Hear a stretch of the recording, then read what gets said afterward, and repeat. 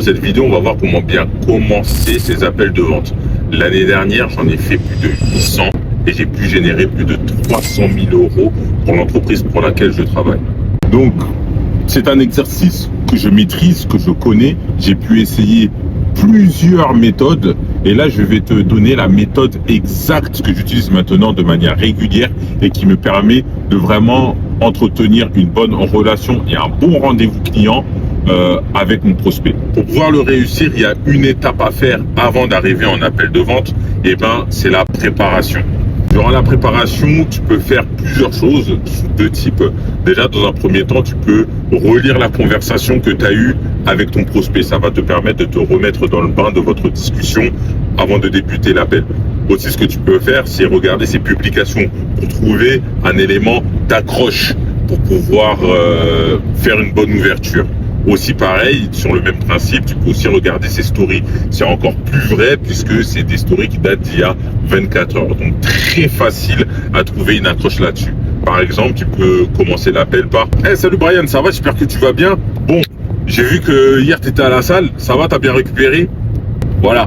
En fait, c'est un moment, c'est quelques secondes où vous n'êtes pas en position de vendeur-acheteur, mais plus deux personnes qui échangent et qui vont passer un bon moment ensemble. Tu vois. Donc c'est vraiment ça, les premières secondes que tu dois transmettre à ton client. Et donc pour cela, ce qu'il faut faire, c'est une préparation.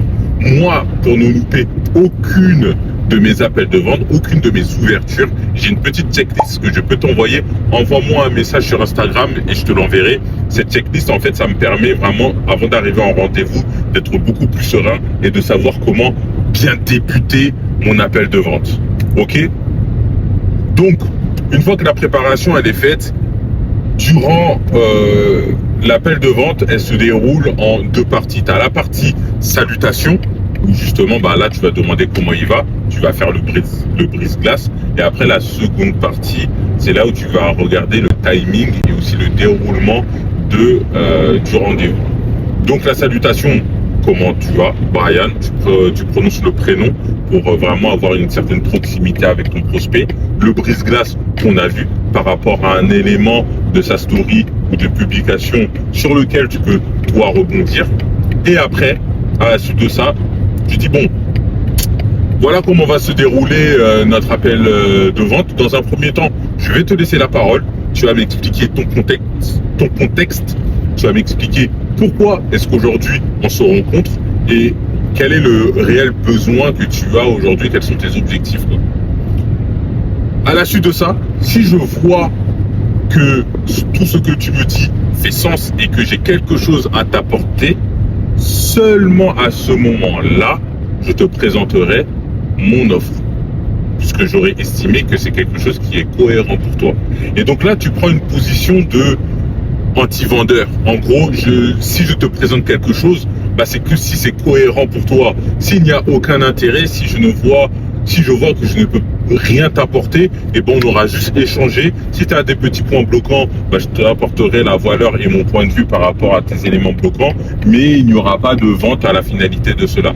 Par contre, si ton profil rentre en adéquation avec les clients que j'ai déjà rencontrés, ou bien que tes problématiques et tes objectifs que tu veux atteindre sont alignés avec ce que j'ai à t'offrir, là je te présenterai quelque chose. Et là, si c'est quelque chose de cohérent, il y aura possiblement un achat. Moi, ce que j'aime bien faire, ça c'est un petit bonus, c'est dire à ce moment-là de l'appel, même si pour certains ça peut être tôt, mais vraiment le faire à plusieurs reprises du rendez-vous. C'est à la fin de notre appel, quand je t'aurai présenté mon offre, j'aimerais qu'on prenne une décision ensemble. Est-ce que on y va ou est-ce que on n'y va pas?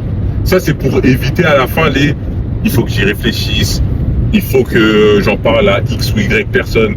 Non, c'est si j'estime que tu es la bonne personne, je te présente mon offre, et si mon offre est cohérente par rapport à ta problématique et tes objections, on prend une décision en fin d'appel, qu'elle soit positive ou négative. C'est OK pour toi? OK. Et là, dernier point, avant de commencer sur la partie où tu vas lui laisser la parole, tu peux enchaîner sur... moi, j'avais prévu un point de 45 minutes, 1 heure. Est-ce que tu as bien ce temps-là à me consacrer pour qu'on puisse travailler convenablement, échanger convenablement sur ton dossier.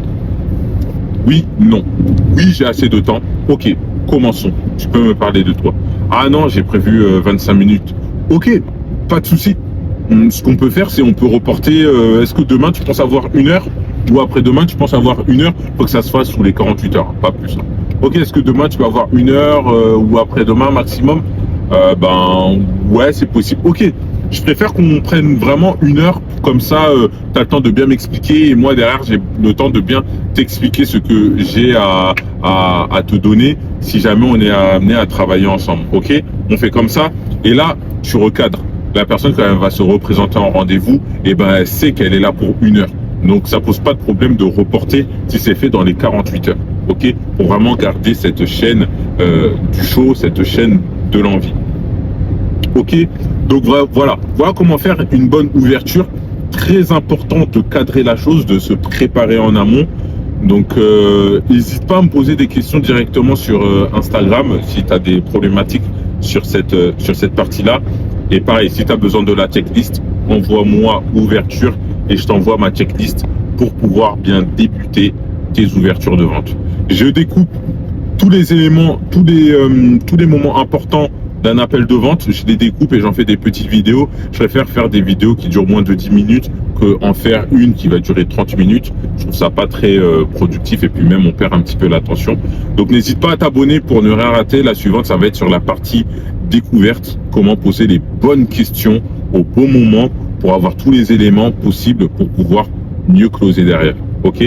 Donc n'hésite pas à t'abonner. Merci beaucoup. Ciao.